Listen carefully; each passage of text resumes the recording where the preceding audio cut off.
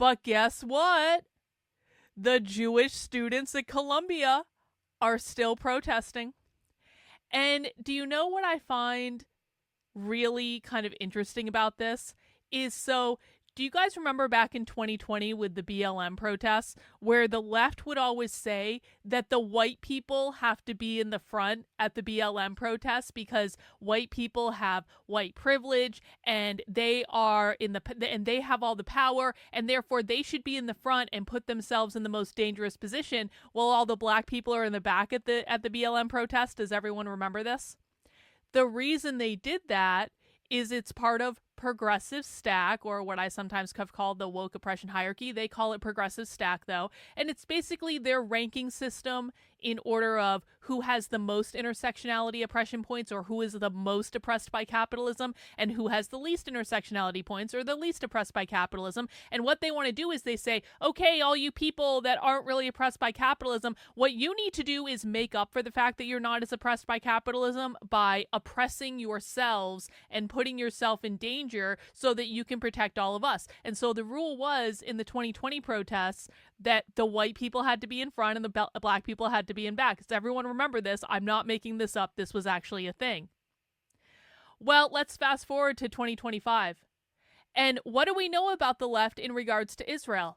We know that the left is supporting Palestine in this, not because they really care about Palestinians at all, and not because they really care about Muslims at all. Although there are activists on the left that have been free Palestine activists for a long time. I'm not talking about those people. Those people do legitimately care. Most of those people come from Palestine, have family in Palestine, have some sort of connection to the region. So those are actually real people that really do care. But most of the people who are protesting on the left today, as we know because we watch them all the time, are radical revolutionary socialists. They're socialists. They want a revolution in this country. And so what they do is they latch onto issues and they co-opt them to use them to recruit and radicalize more people to the far left. Okay? So when I'm talking about the college protesters in this case, what I'm talking about are the radical revolutionary socialists that are co-opting this issue in order to try to radicalize more people to the far left. So what do the protesters believe about Israel and Palestine?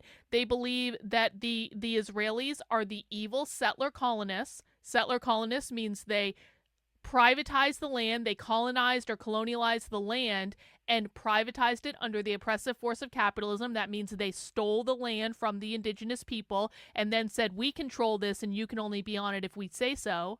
And so that's why they don't like the Israelis. It has nothing to do with them being Jewish. It's because the Israelis are the settler colonists and the Palestinians are the oppressed, colonized people that had their land stolen from them. And the Palestinians are in a decolonization effort to try to overthrow their capitalist oppressors. That is why the protesters on the left support the Palestinians over Israel. It has nothing to do with Muslim anything. It has nothing to do with Islam anything. It has nothing to do with Palestinians. Some of them are legitimate anti-war activists. Okay, fine.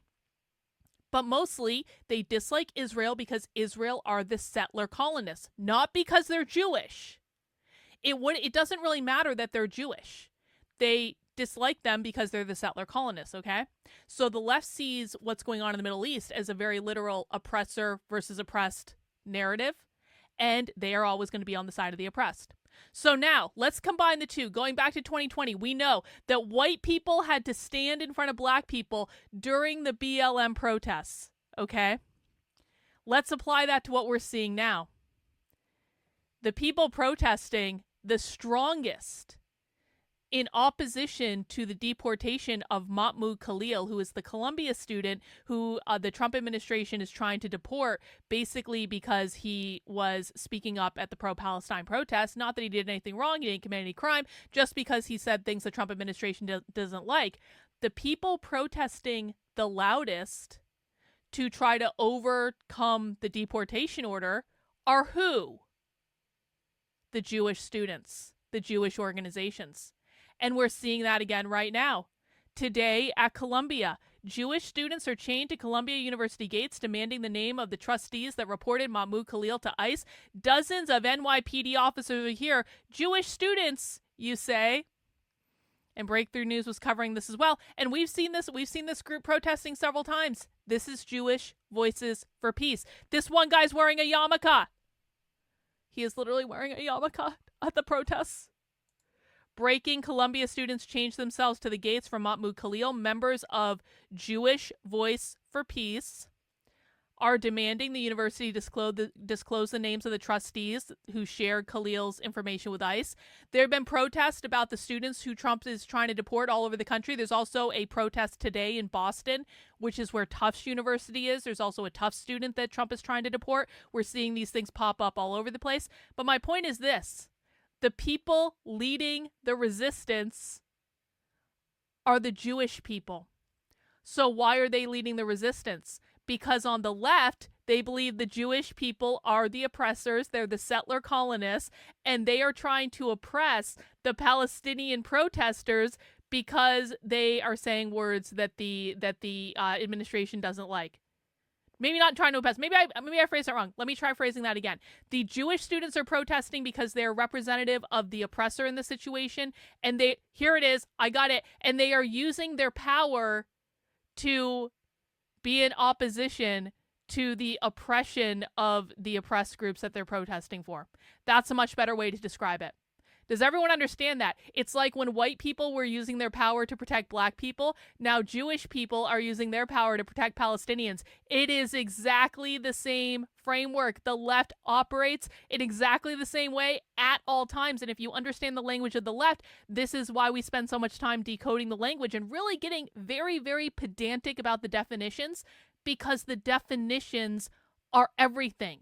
The definitions are all that matters. And it doesn't matter what you specifically, person listening on the internet, it doesn't matter what your definition is. It matters what their definition is.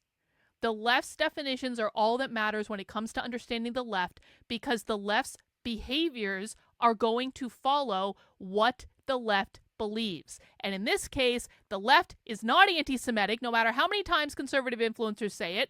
There are literally Jewish students protesting what's going on in Palestine, and the reason they're doing it is because they perceive Israel to be the evil settler colonists who are trying to oppress the Palestinians. And so the Jewish students have Jewish privilege in this case, and they are using their Jewish privilege to stick up for the people who are being oppressed by the settler colonists. Everyone, if you don't understand that, please ask a question in the chat. I just wanted to talk about this to demonstrate that it is literally exactly the same thing that happened at the BLM protests in 2020, because the left is completely consistent. Completely consistent. I see someone saying they're wackadoo in the chat. No. If someone behaves logically at every single point, they are not wackadoo. That is a retarded take. They are not wackadoo if they behave consistently every single time. What is wackadoo is when people on the right refuse to understand why the left is doing what they're doing, because the people on the right then completely miss the point and go, they're just anti-Semites, they're Jew haters, they're anti-Semites, they're Jew haters. They're not anti-Semites, they're not Jew haters, that's not what they're doing.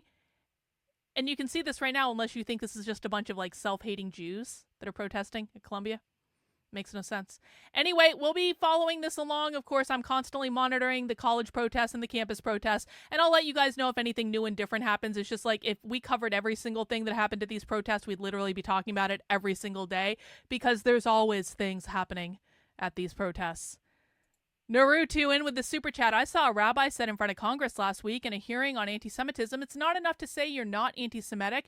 You must be anti-Semitic. I DM'd you the link. Yeah, I saw that clip. I saw that clip all over the place. And again, this is another great example. That rabbi testifying in front of Congress saying it's not enough to be anti-Semitic, you have to be anti-Semitic, is exactly the same thing as Ibram X. Kendi in 2020 saying it's not enough to not be racist. You have to be actively anti-racist. It uses, I don't know how you can get closer to using exactly the same language structure of the left and still have people on the right not get it. I have no idea.